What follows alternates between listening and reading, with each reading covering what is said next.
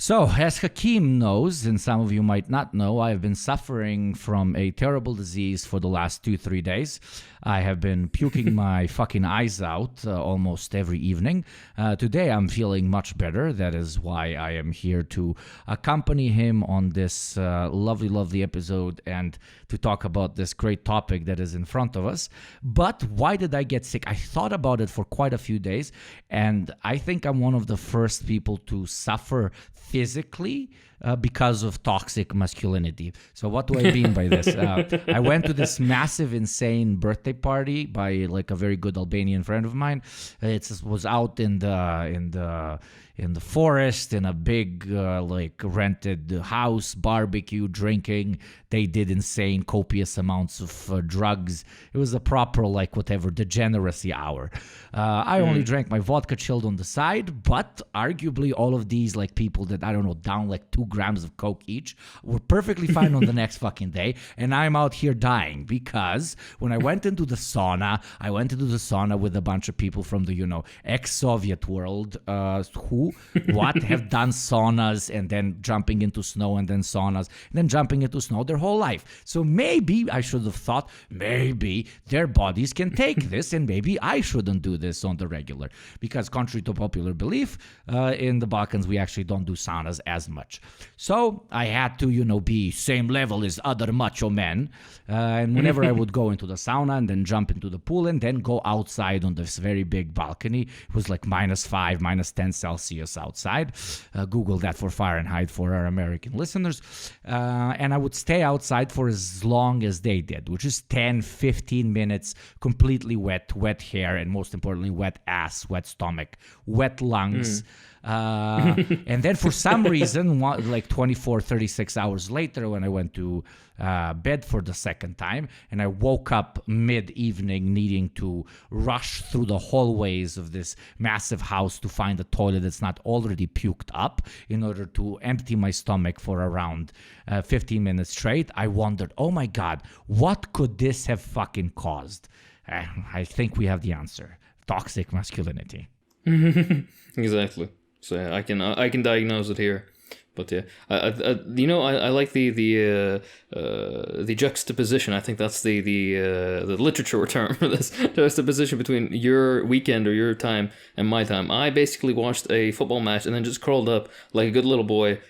I love that. I don't know what's been wrong with me these past couple of days. I am so I've been getting so sleepy when I do get sleep, which is very unlike me, and it's kind of it's loosened up now. But yeah, so the past couple of days, basically every spare second I could get to sleep, I'd just come home and wrap myself up, have my green tea, and just lights on and everything. I just fucking fall asleep. That's great. So, yeah. Fucking, you're tired and you rest, but it depends. Do you like constantly think about wanting to sleep as like a mechanism to escape the world, because that's dangerous, or you just you come home and you're doing something and you're like, fuck man, I'm tired, I need to sleep? If it's the second, then it's healthy. Yeah, good. You want to sleep. It's more of the second. But yeah, it's something new for me, and it's already, by the way, this brief period of bliss has already fucking disappeared. It's evaporated, dissipated completely. Right, I'm back to my bullshit. But yeah, it was a nice little vacation, I guess. But yeah, can you tell me about the Tony Soprano bit? Because I saw that picture and I was like, yeah, you look like fucking... I dude, that weekend fucking probably ruined the next year of me. I just said my stomach probably is never going to be the same. And now I posted, I was super drunk and there was literally 6-7 cats outside on this big balcony of this massive house. So I fucking love cats. We really overdid it with how much meat we bought. So I took a bunch of what do you call that? The shit that you make kebab out of, meat that's been grind. I took a bunch of grinded meat, and I took a bunch of sausages and stuff, and I just gave them all out to these fucking 10 cats. I felt like Lion's King or whatever at one point, and they really fell in love with our group, and they ended up chilling with us for the full 48 hours, even when we weren't feeding them, etc., etc. And because it was very cold outside, so I'm getting out of arguably actually maybe the cat fucking got me sick, because we after we get out of the sauna, obviously we're very warm, and we sit down out on the cold, and the cats are cold, and at one moment I'm sitting out with a bathrobe outside, dark at night, and one little tiny like 5-month-old white kitty jumps on me and like starts cuddling up on me and starts falling asleep. And one of my friends takes out his camera and takes a photo of me. And I'm like, I literally look like a cartoon villain right now. I'm sitting in a bathrobe with my fucking gold on me and shit, fucking relaxing while there's like snow behind me in the middle of the winter, in the middle of a forest. So I choose, okay, this is kind of a base thing. Let's post this base thing on Twitter. And everyone, but I don't think, not really in a like we're making fun of you way, nor in like this is great what you're doing way, but kind of, I don't know, in a neutral way. Everybody kept quote tweeting me or retweeting me saying, dude, this is just a photo of Tony Soprano.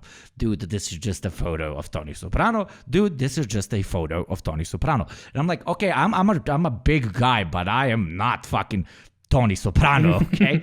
But in another way, as someone who has grown up with the Sopranos, it felt like a compliment, I guess. But my personality is far from that of Tony. But some of my quirks, most definitely, are the ones that are genetically just like given to me by my dad, are I guess relatively similar to the good old boy. So yeah, I sometimes do look like a cartoon villain apparently. Yugopnik is being very bashful right now. He's being very what's it called, reserved. He is in fact an absolute unit. So I wouldn't say a chonker, but definitely an absolute unit. He's I'm a combo. There's muscle underneath the fat. There you go. You can cuddle with me and I can break your legs. Yeah. Depending. You can be a regional party boss or an oligarch. That's what you're telling me. I'm sorry. That came out as an insult. I didn't mean it that way. It's like, I can't overdo that. I'm like, those video game ads where like there's level 5, level 99. I'm like the level 500 boss, right? Because the level 50 boss, he's like this super buff like gym guy. The level 100 boss is the gym guy but with tattoos. But the level 500 boss is like sitting in a chair that's intended for 3 people smoking like 2 cigars at the same time. With the rings and the watch. I mean, that is the aesthetic I've always liked. They didn't pick it up of a fucking movie or some shit.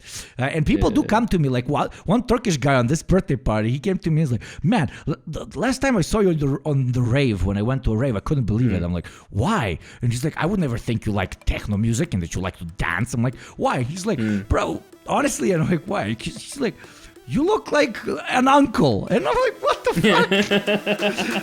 But he's like, no, in a good way.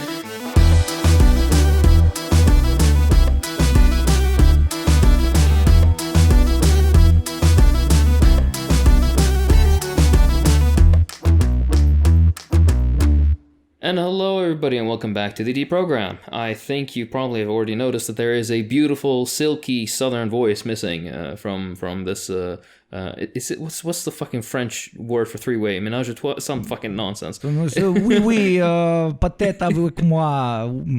Voulez-vous?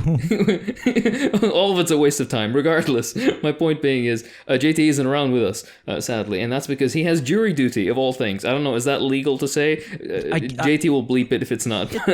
I have no idea, but I love how like it's impossible for those motherfuckers to get any days off. But when they want to put you in front of like a guy that accidentally hit a tree that fell on a child, you have to fucking miss work for 4 days. No, you have to weigh in on this minority getting between 40 and 400 years in prison.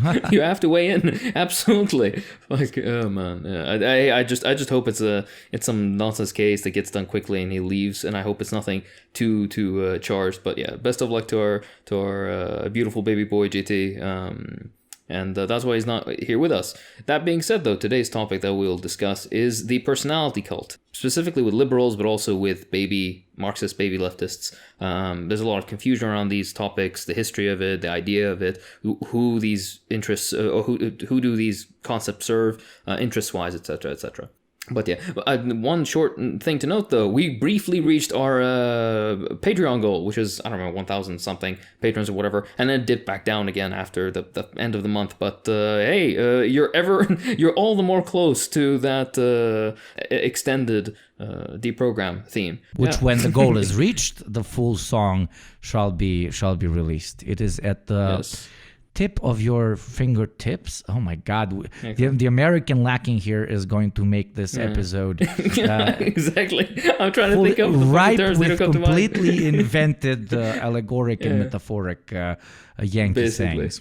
All right.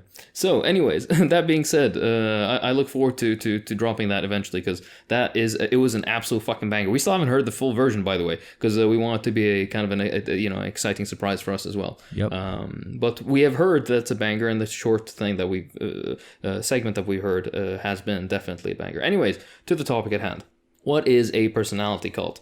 The concept of a personality cult is kind of older than just, the past 100 years. It can go back into Roman times, but we're not going to go that far back. A quick and dirty definition is basically a cult of a particular leader or particular political figure in which there is an idealized, a heroic, some sort of magnificent image of a particular leader, usually used to justify the image of the government. And then you have the, extra propaganda added on top. There's a lot of flattery, lots of praise, lots of flowery language, lots of hyperbole, you could say. The most beautiful thing, by the way, is every source that you look up on cults of personality, you only see examples that don't even touch the United States, which I find hilarious. But we're going to get into this in a bit. The popular examples that people like to give is usually Stalin, right? Despite the fact that there are many political leaders that have had cults of personality prior, the archetype, let's say, is Stalin. But they mention, for example, arguably the lack of a cult of personality in a leader is an incredibly new concept that was given birth since the creation of neoliberal electoral quote-unquote democracies. But we'll talk about this later, but almost every single leader that has existed up until that point had a cult of personality around them because they ruled, I don't know, maybe for life, bro. Yeah, basically. No, that's completely right. And it's interesting to look at the background of it, because historically, we'll get into the differences, but just on the forefront of this, what are the interests served by a cult of personality? And it depends on the background of the government, right? If you have, for example, a capitalist government, by the way, we're not saying that cults of personality are good, but we're going to deep dive into everything about it. Everything is complex. Hold on the opinions. Just listen for a bit. The interest that can be served, if you have a capitalist system in the background, particularly it can be a liberal democracy because they have cults of personalities too, or it could be, for example, fascism. No matter what, something that serves the interests of capital and of the bourgeoisie. These cults inherently are basically a manifestation of a defense of capital, right? In the image of one person, usually used to solidify more authoritarian principles. Not always, but for the most part. In a socialist government, it serves a parallel but different role. That role being usually either a legitimization or a personification of the will of the political movement in and of itself. That's what happened with, for example, with Mao, with Stalin, to a much lesser extent with Lenin, for example. Even with Castro a bit, even though all these figures that I've stated have strongly fought against the concept of cult of personality. In fact, when you turn on its inverse, and we'll get into this, the people who have always desired the cult of personality and actively promoted it has almost always exclusively been either the far right or whenever liberal democracies can make use of it, quote unquote liberal democracies, or republics, either or, whichever you prefer. Absolutely. And it's very important to state when a cult of personality is created from both the context of progressive movements or reactionary movements. For example, I don't know, in the context of the post-monarchist world, the ideological framing of leadership for people who have only ever known leaders who lead for life is to have leaders for life. So sometimes even revolutionary governments need one singular leadership figure to organize around in order to avoid unrest and confusion amongst the populace, which might see the active changing of leadership as a sign of weakness or even instability, kind of a transitionary period, if we can call it that, of sorts, which, it's necessary to say could easily due to blah, blah, blah. These are cliche shit. The concentration of power stop being as transitionary. I don't know, the OG Roman definition of dictator applied to a more modern context in a way. But, that combined with the need for extreme speed and concentration of power post-revolution, coup d'etat or anything similar, make it, a perfect scenario for the establishment of said cult of personality, be it intentional in the beginning or not. And for some places, due to the repetition of this process for multiple decades, even centuries after the fall of feudal rule, it is somewhat normalized and accepted even as the way things simply are. While in other places where constant change of governance, even though that is also a buzzword that could be debated, where it has been passed down through at least 3-4 generations, at least through enough generations that no generation still lives that remembers, quote, leaders for life. Having one specific, establishing a cult of personality might be very, very difficult, if not borderline terrifying and impossible. Which leads to, I think that's the only where I'm going with this whole premise, that it's very important in the historic context to discuss the idea, the concept of a cult of personality. But I feel like personally, for the modern historic context and for a future revolution, it might not play as big of a role, just because the modern international culture, in most places at least, does not have an expectation from one individual to rule for a longer amount of time, and that being translated to us as stability or even something necessarily good. Well, that was a necessary tool sometimes in the past, because that was all that we knew up until very, very recently. So I can't sit here and judge it when it's being used as a tool. Yeah, no, it's very, very beautifully put. The essence of what Yogopne is saying is that there is a cultural difference and a cultural background to these sort of things, and it directly relates to the maturity of a political system. That's why, for example, when you look at even former socialist examples, many of them were feudal or semi-feudal prior and had known, for example, just like Yogopne said, mythologized rulers for life prior even to socialism. And then afterwards, as socialism came in, the usual first figures have at least a bit of a cult around them, and as the political system matures, it lessens more and more. And then you see this, for example, through the Soviet era. You see this in China right now. You see it in Cuba as well, in Vietnam. With each successive generation of political leadership, there's number one, more of a collective approach towards the image of a esteemedness, that's not a fucking word, prestige, that's the correct word, towards the prestige of the political project and its leadership, rather than of taking a singular individual and then putting them up, on the pedestal and whatnot. With all that being said, though, are these sometimes justified? What I want to comment about this is, I think, and I can speak also probably for JT who isn't here, and I think I can speak for Yopnik when we say the cult of personality is objectively on the whole not a good thing. Right?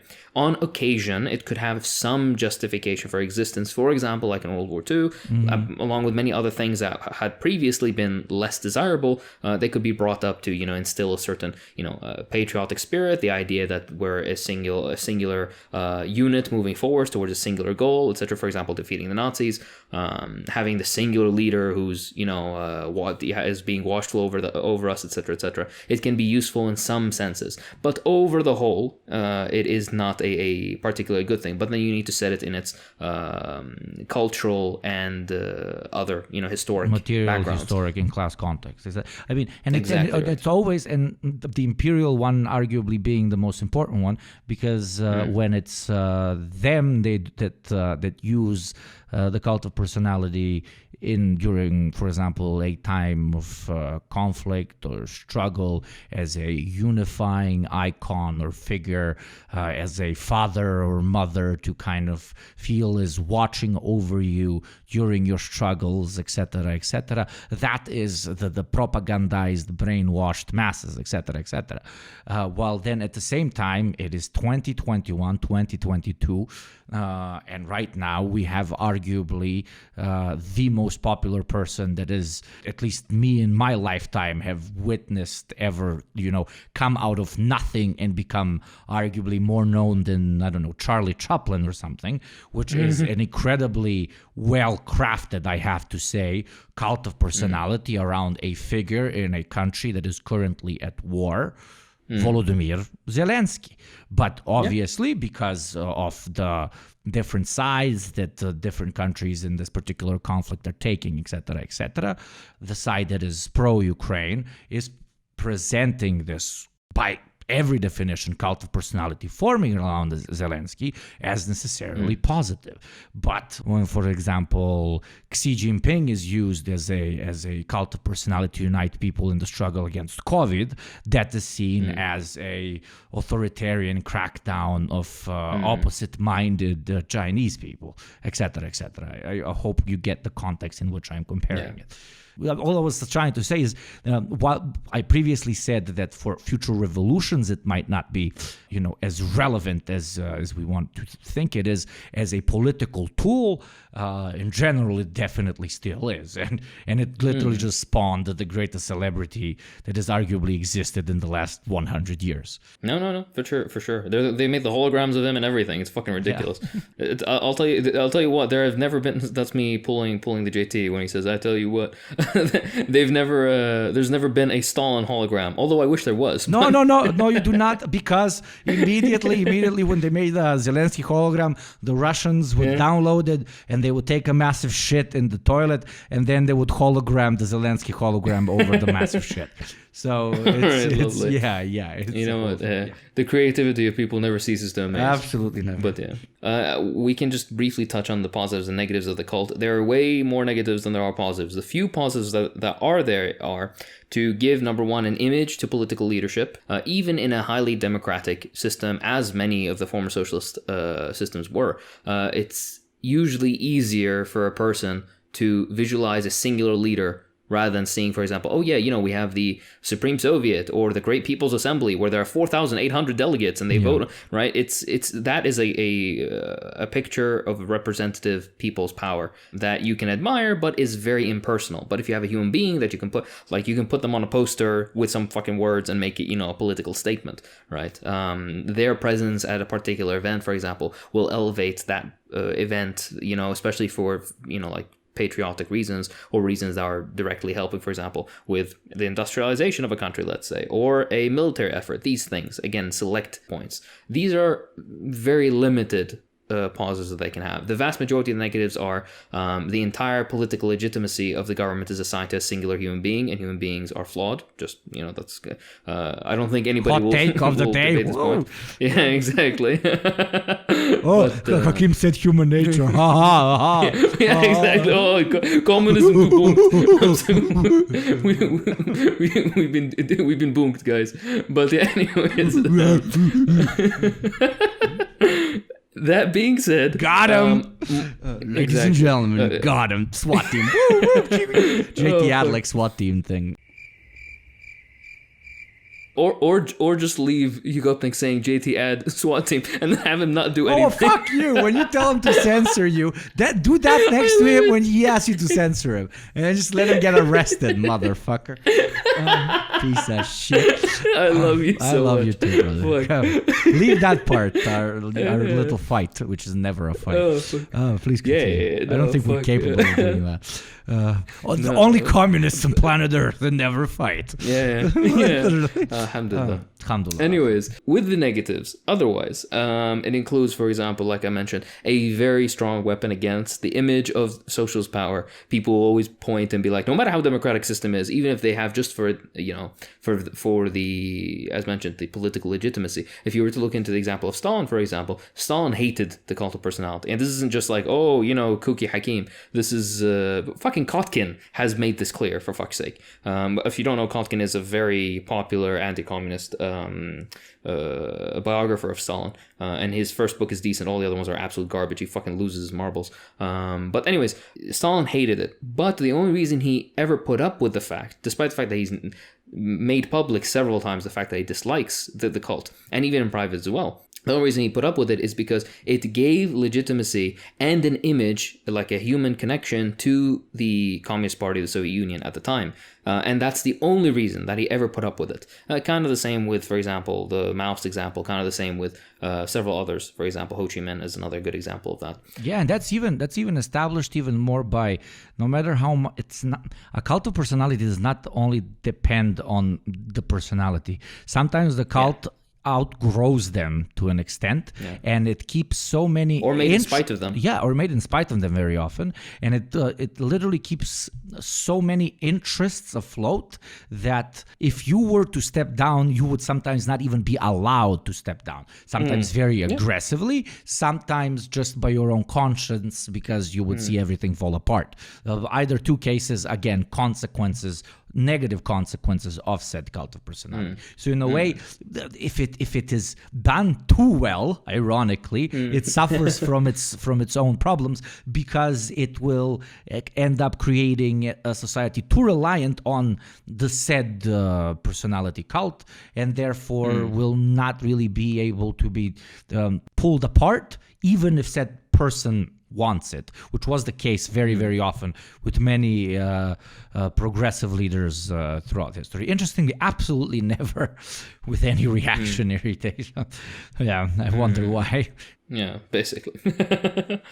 So, with all that being said, I was going to ask you, Yopni, do you want to go into your post-cult bit, or should I just move on to the historic examples? I would love to, because to me, with the Yugoslavian example, which I take closely to heart, a massive problem of the cult of personality is the so-called post-cult of personality. So, one of the biggest minuses of short-term rule, popular, as we said in most neoliberal electoral models, is, the limit a president has. If they want to get reelected, all the projects they need to take on must be how long? 4 years, certain countries 6 years. So even if, what was his name? Hussein Obama wanted to give everyone, I don't know, free healthcare, and he didn't, pulling it off in 4 years and getting reelected at the same time was borderline impossible. So the shortness of political stints literally doesn't allow for long-term planning.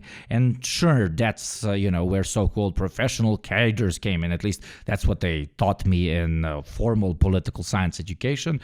But when you really look into it, they never really stay long-term. That's wishful thinking. Half of them get fired in a year after the government changes in most places. But okay, well, again, why am I talking about this? Well, while that's a big pain spot for them, a one-man game, no matter how benevolent the leader of the particular place might be. One thing about all humans, they're eventually going to die, drop dead, go visit their maker, or just rot, whatever you roll with. But one thing's for sure, they're no longer around. And that after 10 plus, sometimes 30 or 40 years of rule leads to a massive fucking mess. First things that come off the top of my head, everyone relied on you, so you don't have a lot of experts that when it comes to like top-down leadership. Second, if you kept everything together and you pass in times of instability, the boat starts rocking and rocking really hard. Third, if you haven't set up a plan for what is supposed to, who you recommend to come after you, and you haven't entrusted it to people you believe in the cause, you can be sure as fuck that nobody's going to follow whatever you kept in your however wise but closed mind. And I guess I'll finish it off with number 4. My friend, if you really overdid it on the cult of personality, and when a big chunk of the identity of the country is literally you, like your name in anthems and there's like holidays named after you, then bruv, I'm sorry, but that place is about to have one massive crisis of identity after you pass. And Yugoslavia could arguably used as a great example in the Soviet Union, even to an extent, but not when it comes to the whole country destabilizing, but the political system and ideology destabilizing when it comes to that. It's not always just the consequences of what happens while you lead, but also what can come, unfortunately, after. Though there were some leaders that handled it relatively well, but very, very interesting point. I think I would like to add on that as well, is with all these, when there is a person, a political leader, and he has a cult of personality, particularly within a socialist country. For example, let's say in Yugoslavia, let's say in the Soviet Union, after the passing of, for example, Stalin or Tito, for example, at the end of the day, they weren't omnipresent, decision makers, right? Or omniscient, I don't remember the fucking right word. But when they do eventually pass, right? They had a strong advisory role. There was still inter-party democracy, and there was still a larger democratic process within the various levels of the government. But when you have one leader who basically his word was taken very seriously, and it had that advisory potential. Once that's taken away, then you get basically not a breakdown, but a little pause, let's say, in the efficiency of the functionings of the government, which you saw, for example, after Tito's passing. You saw after Stalin's passing. You didn't see it after Lenin's, or not to the same extent at least, and you didn't see it after Khrushchev and Brezhnev and these others. But Stalin specifically, there was a bit of a rocky road until everything stabilized in the mid 50s with Malenkov and then subsequent leadership. And in Yugoslavia, the same thing happened. It took a moment. But yeah, that's just some context to Yukovnik's very good answer. But just a point on this, because I know we probably have some people who aren't very into the history of this. Not every socialist country has had a cult of personality. Thomas Sankara in Burkina Faso is a perfect example. Many others as well that I came by haven't had cults, but also there are countries that have had it. The most popular one being Stalin's cult of personality within the Soviet Union. I'll use that as a case example.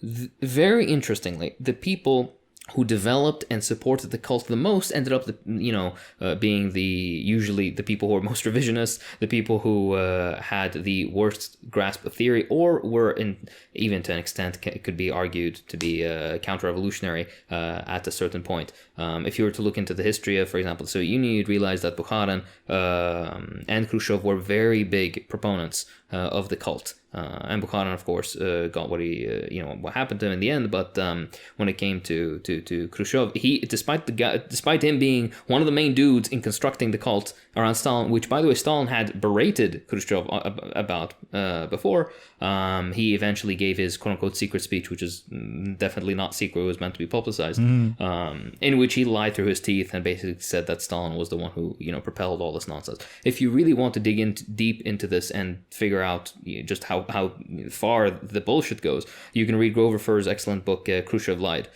which has an entire segment on this, which is very, very interesting. Almost everything that Khrushchev said in his speech was absolute bullshit. It was an outright lie or fabrication, aside from maybe one claim which was dubious. It wasn't even like an actual truth. But yeah, that's just the relevant context. As for Mao's China at the time, Mao also had an issue with the cult, but of course it was a similar perspective as Stalin had, in which we kind of embody the spirit of the movement in one individual. And of course you have to remember that Chinese society was incredibly feudal. In some parts was basically medieval in China, because you're going to remember China was 600 million people at the time, and it's a huge country. Some parts of it are more than rural. Like, it's ridiculous how out of touch of civilization they were. So it's kind of ridiculous to just all of a sudden expect these people who for maybe 10 generations have not been able to read or write, let alone have any access to education, all of a sudden expect them to directly afterwards be able to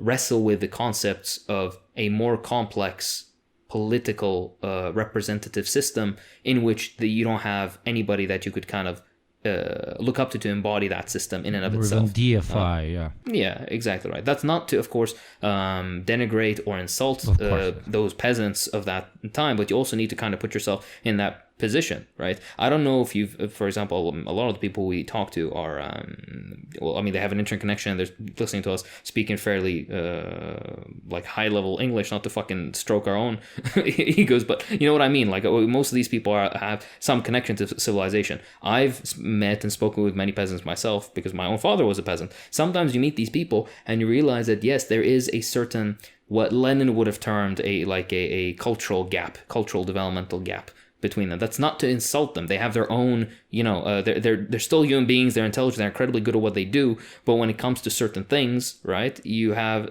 deficiencies, just like I have deficiencies when it compares to their way of life. But when we're comparing it to these, highly developed systems of participatory democracy, right, it sometimes can be difficult. I hope people understand my point, and I hope that all this fucking liberal on the wall nuance is also not lost on you guys. I know I don't need to say this, but I'm gonna insult your intelligence regardless, just to repeat it. But yeah, anyways, moving on.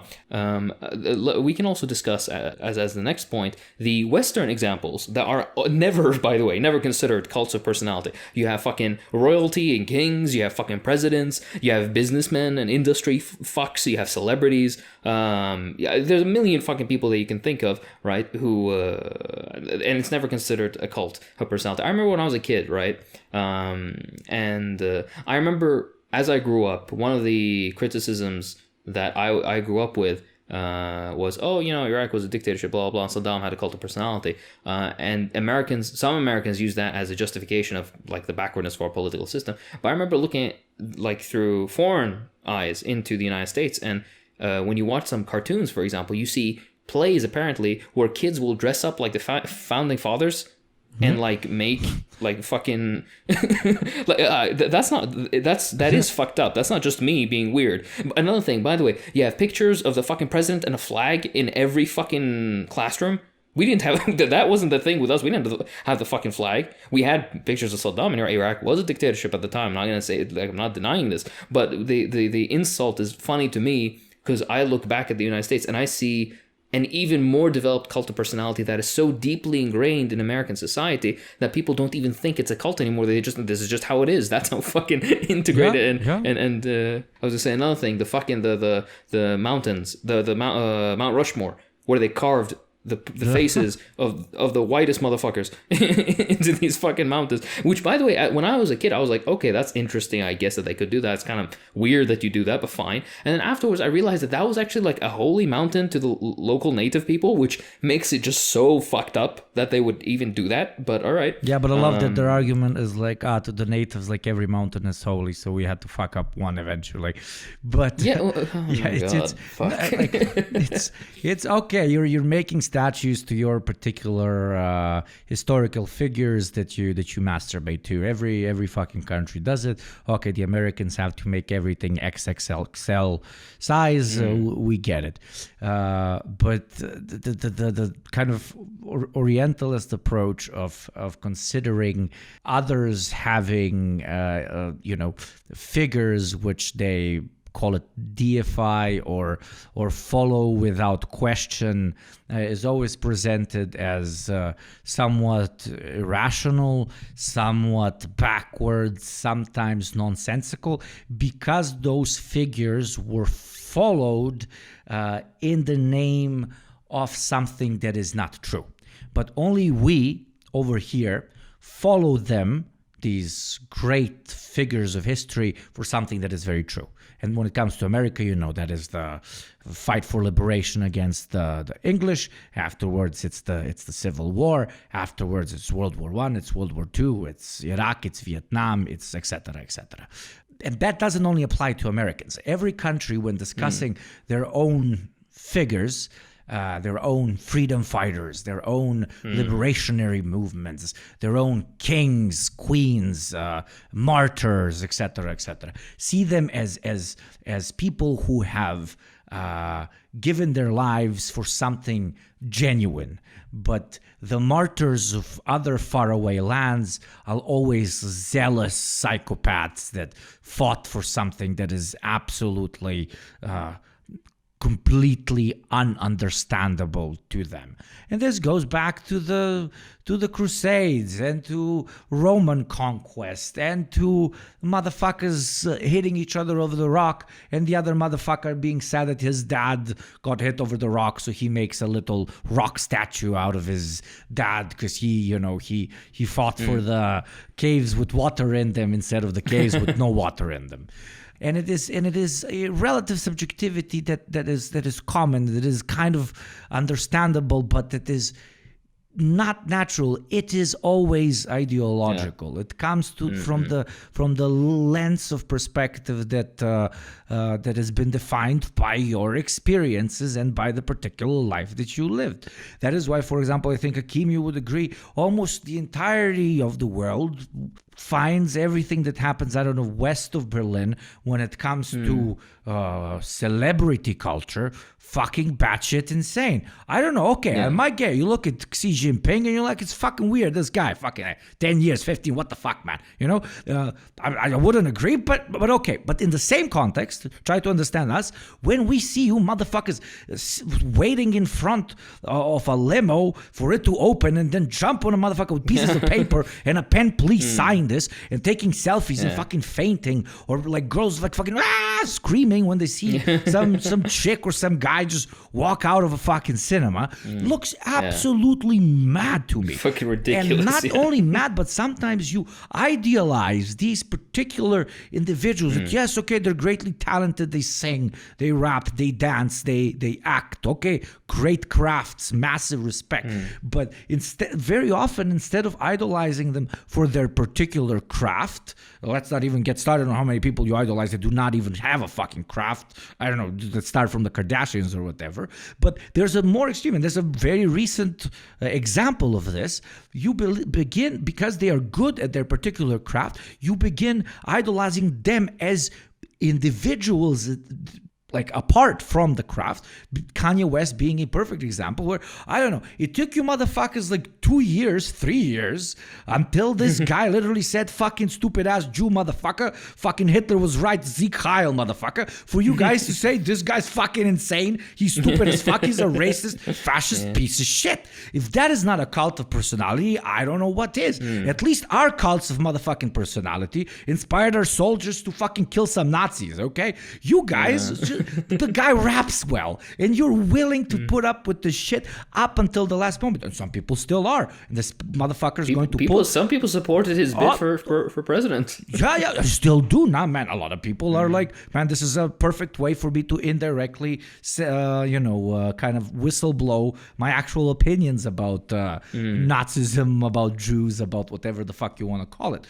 A lot of people are going to keep supporting him because, again, the previous thing I said, because he's good at music. Whatever the fuck it is, the whole point of this small rant is that the cult of personality can be created through many different paths. Let's use that word. But it is only defined as a cult of personality when it comes out of the place where the weird-looking motherfuckers live. Very, very beautifully put in that way. It's always hard to kind of draw the like relative point, or to connect the 2 points, because people who live in that existence, or people who are so used to seeing this every day, see nothing wrong with it. I'm not saying particularly our audience, but the average liberal, for example, thinks probably there's nothing really weird. Oh, people are obsessed with celebrities. That's how it's always been. But that's also an expression of the cult of personality. Exactly. It's okay. It's okay. Praise your motherfuckers, but don't call people that praise a different type of person weird. To me, you're both weird. But it's ironic when the two of you are fucking pointing fingers at each other. You know the Spider-Man meme? I'm sitting here and this motherfucker's like, I love this fucking political figure. I will fucking castrate myself for him. Pointing, but you're weird, you guy who likes Taylor Swift. And then Taylor Swift, the fan who like spent $70K for a concert ticket that actually happened last month. What the fuck? Pointing the finger at, the political fucking LARPer. It's both of you are Spider-Man to me. You don't really exist Yeah, exactly right. I want to also add one thing about the thing about the cult on the money thing, because we mentioned it briefly. When you see, for example, every country, of course, has a people on the fucking money, right? But when it came to Britain, the Lizzie, who just recently fucking took a dirt nap, fuck her. Talk about a cult of personality there, Jesus fucking Christ. Yeah, yeah. If you saw the fucking royal shit, Americans were like, "Oh, the fucking queen." I was like, "What the? Did you guys forget why you split with that?" Oh my god. Anyways, but that being said, something I always found annoying, like a talking point, is for example, American money dollars. They have they're basically a personification of the cult, or a objectification, excuse me, of the cult. But they'll say things like, "Oh, but these are people, founding fathers. They died long ago." Blah blah. But for example, let's say a recent post-colonial country has a picture of a currently living leader on it, right? And they're like, "Oh, but that's fucked up." But the difference is that the United States has had a continuous and unbroken political thread that started in the late 1700s and has extended to today. So now it looks fine. But for example, when in China right now, Mao is on the money, right? If and hopefully, inshallah, the current like political structure in China remains, and if we're to endure another 100, 200, 300 years, then Mao will still be on the money, and then it will be like, oh yeah, well, he was a founding father of our current political establishment, so that's why he's on the money. You understand the nuance of the point too, right? A lot of countries that's funny coming from Americans. You know why? Because that country has existed less than some of the fucking houses in the city where I live in. So I mean, in the context of most of other cultures in the world, your guys, like your founding fathers, are some pretty recent political figures. Yeah. So what, bro? But sorry for the interlude. No, it's perfectly fine. But that's why, for example, you'll go to, I don't know, some like Iran or something, and they'll have, I don't know if they have faces on fucking on uranium or whatever. You go to some country and they'll have some founding figure that was from 1080 or something. Yeah, it's like, all right, cool. Then you go to the American example, and they're like from 300 years ago. Fair enough. And then you go to some post-colonial country like in the fucking 80s, and then they have a picture on their money of a political system that was founded in 1962. Yeah, dude, or is still alive. And they're gonna be like. Yeah, exactly. Like, oh, it's weird, but you just remember that they're in different stages of their political development. That's why it looks that way. If you were to move forward 100, 200 years, and if that political system were to endure, it would then make as much sense as your, George Washington or whoever else is on the money. Imagine how funny that would be, though. No, brilliant point, very eloquently made. But imagine, I just can't stop thinking about it. Imagine you live in a country where, it's a post-colonial place. It was just established as a nation, and you're one of the people on the money, and you go and you buy yourself a tea or a beer or whatever you want, and you forgot your money, and the person at the bar is like, sorry, could you pay? And you're like, just take a photo of me, bro. It's like, motherfucker, I am on the money. But yeah, this is fucking stupid. Just snap, or no, you take one of those cameras that immediately print a photo, like with yourself and a stack of papers, and you just print just hand them out. Oh man, single-handedly caused an inflation. Yeah, exactly. Like fucking Salvador Dali or whatever, he'd go into fucking restaurants and he wouldn't pay. He would just doodle on a napkin and then sign it. But anyways, he was a fascist piece of shit, so no need to, if you want a Picasso who was a bad human being but a good communist, that's that's somebody who's shoot me in the leg, but both great art. But fair enough. You know what, Frida Kahlo more based on all of them. Anyways, moving on. This is a point that's very near and dear to me, which is the concept of projection. Almost everything under capitalism, including criticisms of socialism, are entirely just projection of things that you see under capitalism. Everyday fucking things. Almost any argument, think about it, against socialism that you heard in your life, it's projection because it's something that exists within capitalism, exists to a far further extent for a much longer time. And this is just another one of them, right? Liberal capitalist democracies or any other form of system that is still capitalist in its background has the exact same fucking nonsense. They would point at, for example, military parades in the Soviet Union or any other country. Every single Western quote-unquote democracy has military parades as well. And they're put on the fucking TV like everything else. Britain has military parades. The US has military parades. The only difference is that American military parades suck a dick. They're so fucking boring to watch. That's why nobody gives a shit. When you watch the North Korean parades, you're like, God damn, they're fucking nice and ordered. So it's mesmerizing to look at, even if you disagree with the concept of the parade, right? But American military has fucking they would parade in my own country. What the fuck are you talking about, right? So that's number one. Number two, the concept of secret police. Again, same thing. Warmongering, control over media, publication, censorship, every single fucking thing, right? And amongst these things also is the concept of the cult of personality. But just because it's wholly normalized and you exist within that system and it's to you it's like just another fucking day, it's completely fine. But the second socialist country does it, then it's a, fucking 1986 totalitarian red flash, fucking tanky, blah, blah, all that fucking nonsense. The point I want to end on really is, at the end of the day, capitalism, if you really don't like cults of personality, fine, criticize the former cults, as we do, and as we have done. And if we had much more time, we would do a lot more. But if you really dislike cults of personality, then you should be inherently anti-capitalist, because cults of personality are basically a one-way track for easy commodification of an image, which is the goal of any fucking capitalist system, or any capitalist, company or corporation. You can look at Steve Jobs, you can Elon Musk, all these fucking people, and how they've permeated popular culture and discourse to the point that I think you've probably heard somebody talk about Elon Musk this week. Probably. And you're just not even on politics online. Some guy in your life, some dude at your fucking office, some fucking dweeb, some fucking, nerd. So, the Neuralink bullshit. And you're like, shut the fuck up. I'm gonna drown you in a bucket. Just shut up.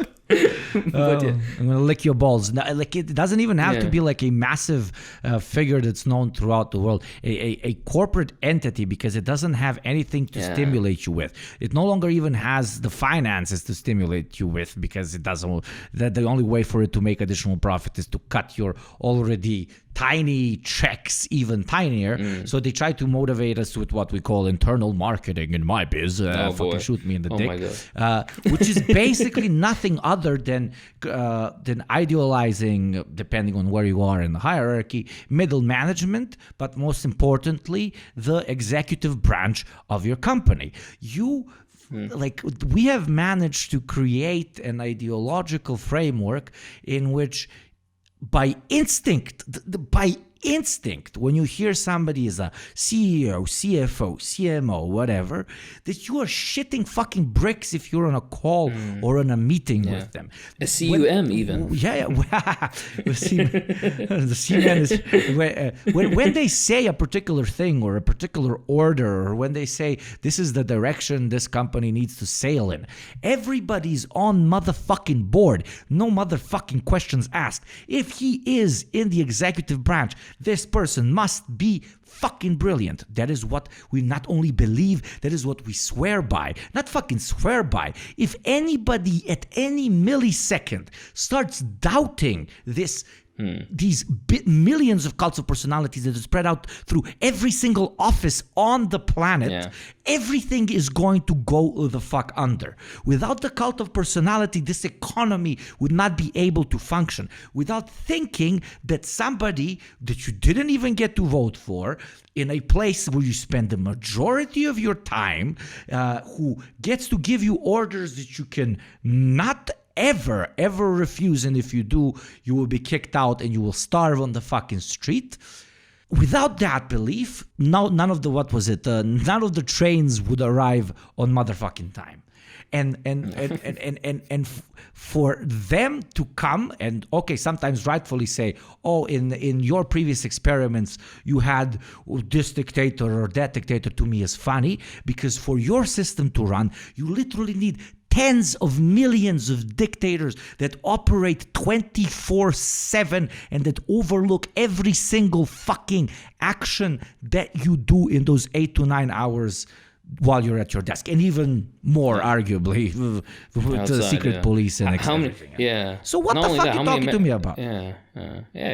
Fuck, how many Americans are basically sitting with their phone attached to their hip in case some middle manager writes to them, be like, we're short-staffed, you have to fucking come in. And it's like, you know what? It's either I go or I lose my home. I won't be afford rent. And that's arguably 20% of the motherfuckers that are scared. The other 80 are gonna fucking think, man, I really need to help out the company. Man, if he called me, then it really must be tough.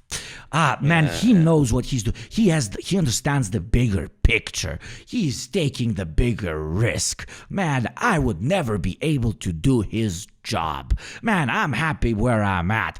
Imagine if I had his position. I wouldn't be able to sleep. Cult of the Cucks. Yeah. There we go. Cult of the Cucks. That's the name of this fucking episode. Cult of the Cucks. I'll even write it down. Cult of the Cucks. There we go. There we go, boys. What was I going to say? One thing that I would like to add about this entire discussion is like zooming out on the American political system, for example, and the perfect point that you got to make, which I couldn't have fucking said better in a million years. The political system in the United States has, of course, these thousand mini cults. Ask anybody who's had to work in basically either a NGO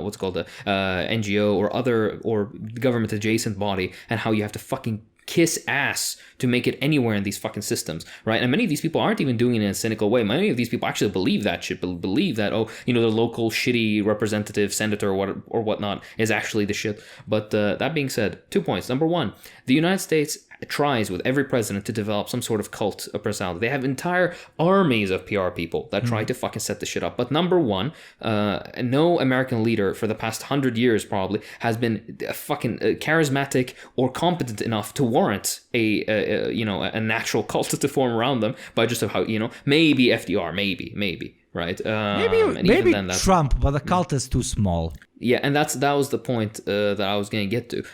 Otherwise, then you have on this other side people who generally do want and do develop a cult around people. You have the slightly bigger one, which is around fucking Trump, and then you have a smaller one, but it still exists, which is very fucking weird to me, around Biden, which I don't know if I'm glad to say that I don't like the concept of cults entirely, cults of personality, but I'm kind of happy that at least the ones that we had in our socialist history had been of people who are actually competent and charismatic and actually got some shit done, not some fucking demented Alzheimer's fucking patient who shakes the hands with the air. Fuck me. By the way, have you noticed that they're letting him out less? Have you noticed? Yeah. They keep the shock collar charge much higher. Oh my god. Oh fuck me. So yeah, it's so fucking ridiculous. And at one point, by the way, because you mentioned it earlier in the episode, but I couldn't fucking sneak it in.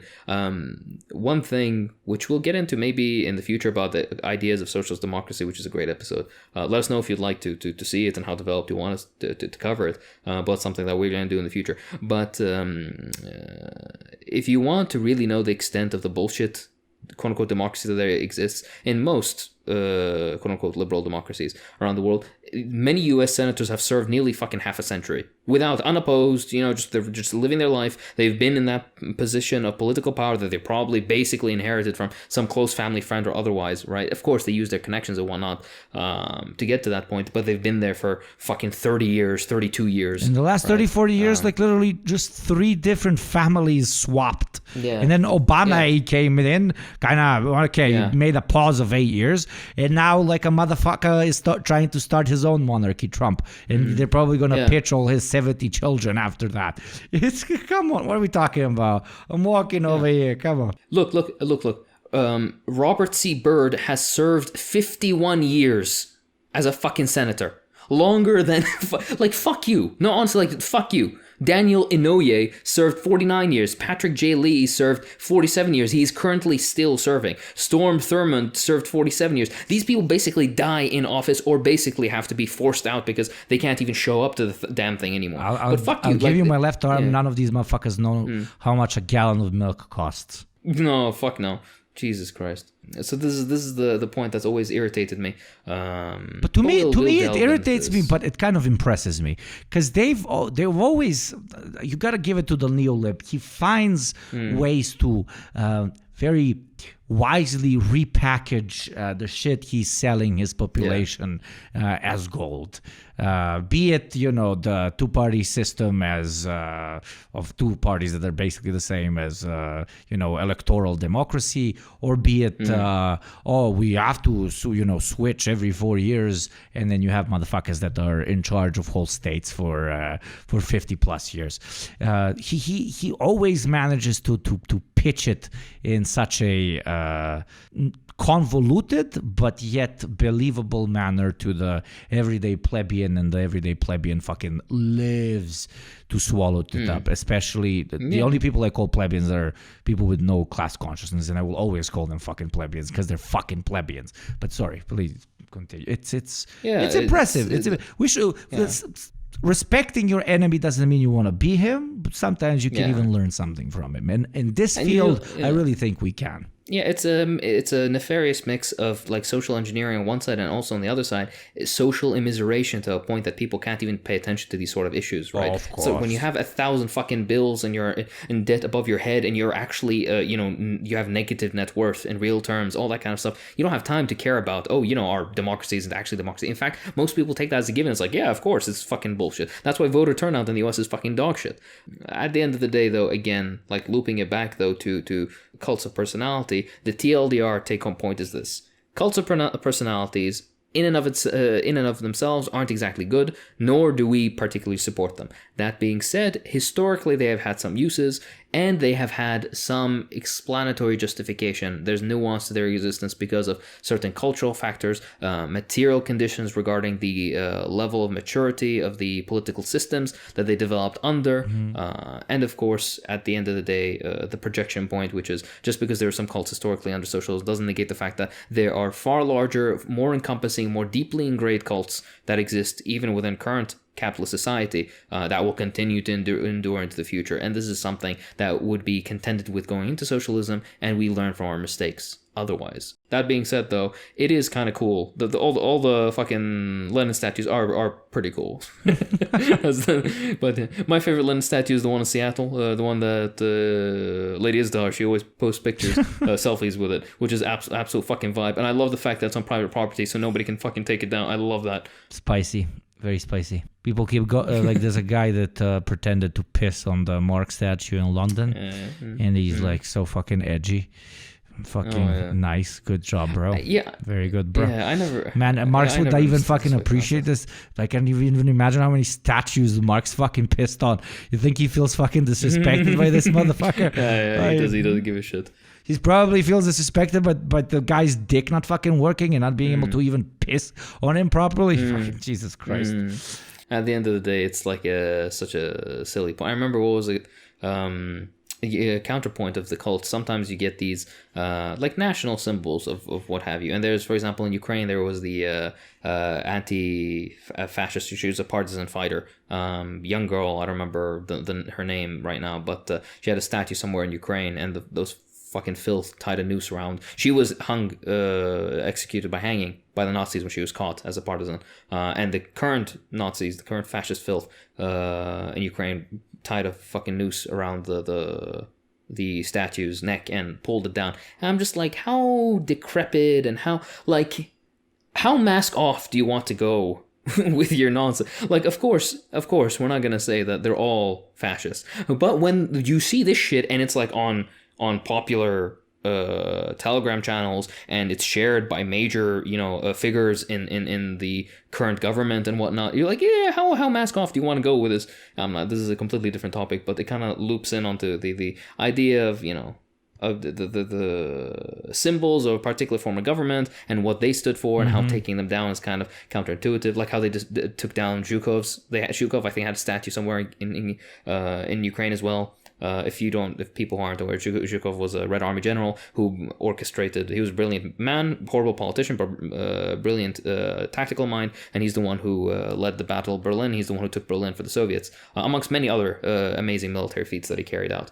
And he's basically, you could say, him and his leadership, along with many others, Rokossovsky and all these other great leaders, and the Red Army, are the ones who put an end to the Holocaust and to World War II, basically, through their efforts and through their sacrifices. And then you have these people who are usually probably descendants either of the former fascist filth, or that sided with the Nazis, or of people whose grandfathers were Red Army soldiers, right, who fought fascists. And these people are just misguided by the current political establishment in Ukraine. And then they pulled down that statue. And it's just this is a topic for a different day.